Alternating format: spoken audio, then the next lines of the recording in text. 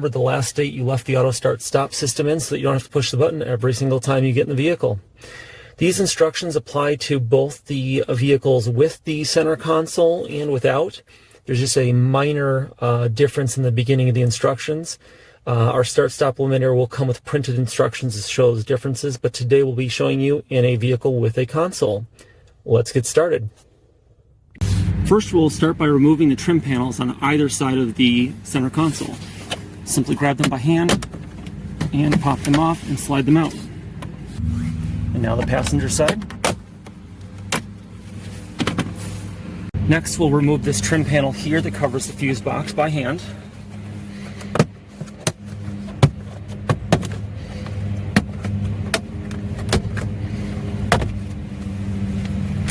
Next, we'll remove the trim panel below the climate control section that comes over here. We will need to remove one 7mm screw right here. Set that aside. And using our hands, we'll just grab the bottom edge and start working it off.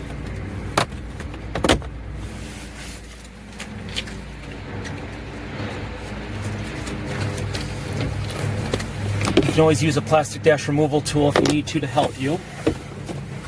Grabbing at the bottom edge and pulling. We'll remove that panel and set it aside. Next, we'll remove this fuse panel cover by hand.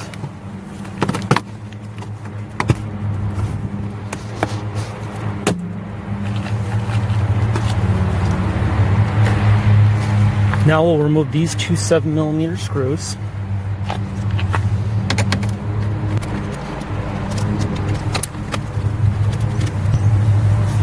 We'll then open the glove box and we'll remove this panel here. We'll set that aside. Next, we're going to remove this long trim panel here. We're going to start by removing this 7mm screw.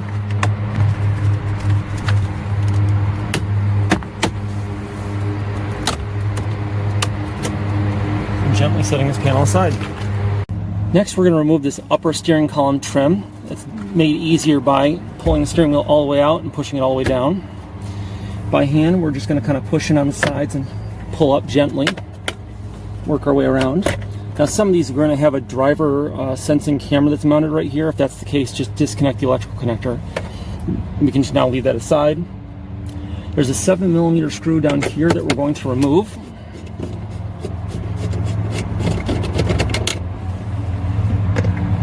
And now we're going to remove this trim panel around the instrument column.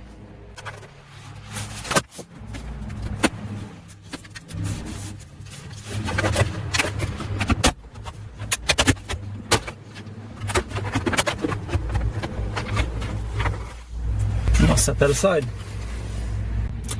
Next, we're going to remove the climate control panel. That's best done by putting down a cloth or something to protect it once we've removed it. There are going to be 6 7mm screws, 1, 2, 3, 4, 5, and 6. And we do sell the 7mm nut driver and plastic dash removal tools on our website if that's something you need.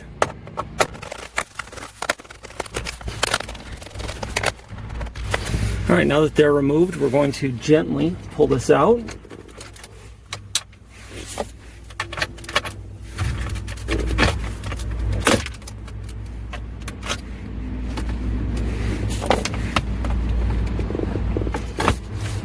And set that down. Next, we're going to remove the touchscreen assembly. There's 3 7mm screws we need to remove, 1, 2, and 3. There are 4 in the pocket up here. It's the outer ones, and you simply need to remove the rubber liner that sits in there to see them.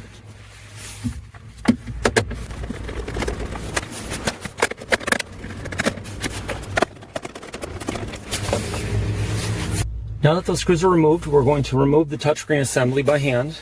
We're going to lay down another towel to protect it so that we can lay it down on its face and access the wiring on the back. There's a couple of clips at the bottom that need to be popped.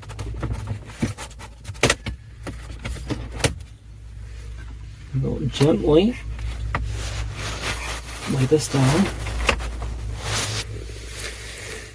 And we will need to access this connector right here to plug our start-stop. Now that those screws are removed, we're going to remove the touchscreen assembly by hand. We're going to lay down another towel to protect it so that we can lay it down on its face and access the wiring on the back. There's a couple of clips at the bottom that need to be popped.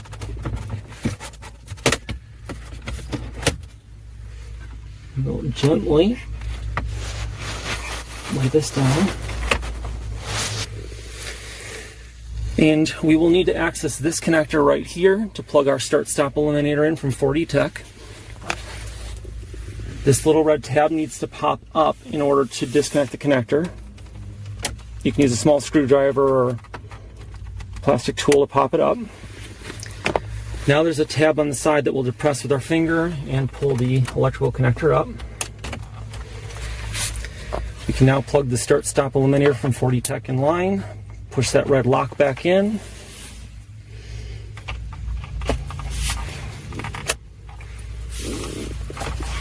And now that's installed. If you like, we include a zip tie so that you can secure the wiring.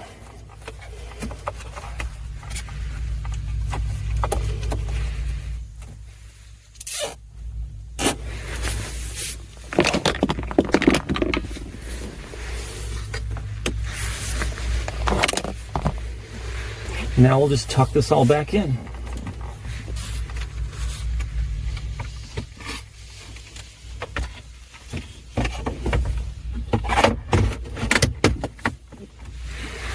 And now we simply need to reinstall everything, the reverse order that we took it apart.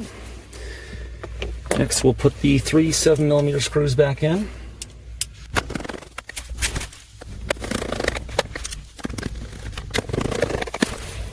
Now we can put our rubber pad back in place. Next we will put the climate control panel back in place. Simply just gently tuck the wiring in, snap it in, and we will now replace the 6 7mm screws.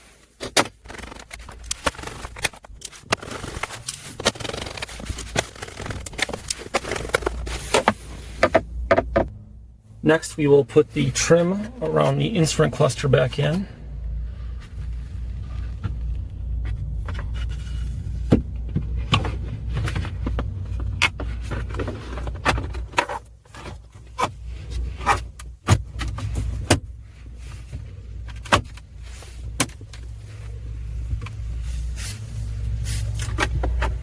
Now the trim around the steering column here.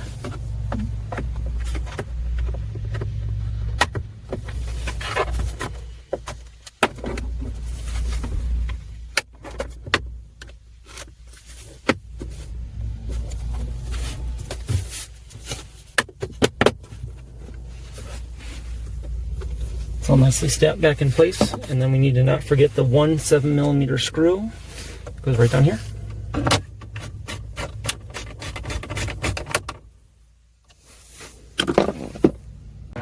Next, we'll install the long trim panel that goes back across here,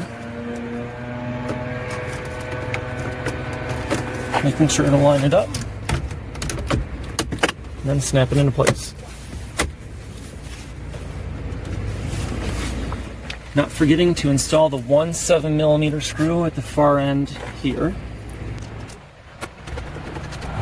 Next, we'll install the panel right here, snapping that into place, and then replacing the 2 7mm screws that secure it. Then we'll pop the fuse box cover back in place, starting with the back edge.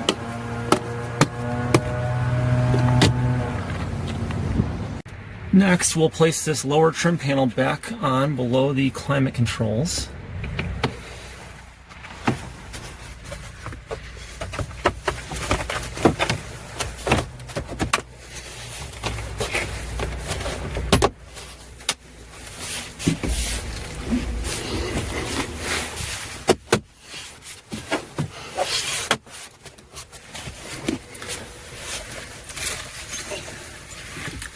And then replacing the 1 7mm screw down here.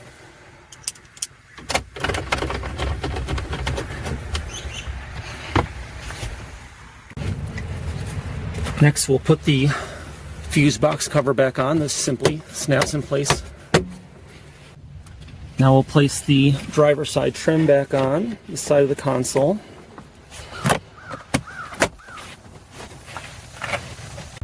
And now the passenger side. Now that the install is complete, we'll start the vehicle. As you can see, the auto start stop system is turned off by default. If for any reason it's not, simply hit the button to turn it off and it will remember that state. At any point in time, we can turn it back on and it will remember that state as well. As you can see, it's very easy to install the start-stop eliminator from 4D Tech in the Chevy Silverado and GMC Sierra. This is Brad with 4D Tech. Thanks for checking out our video.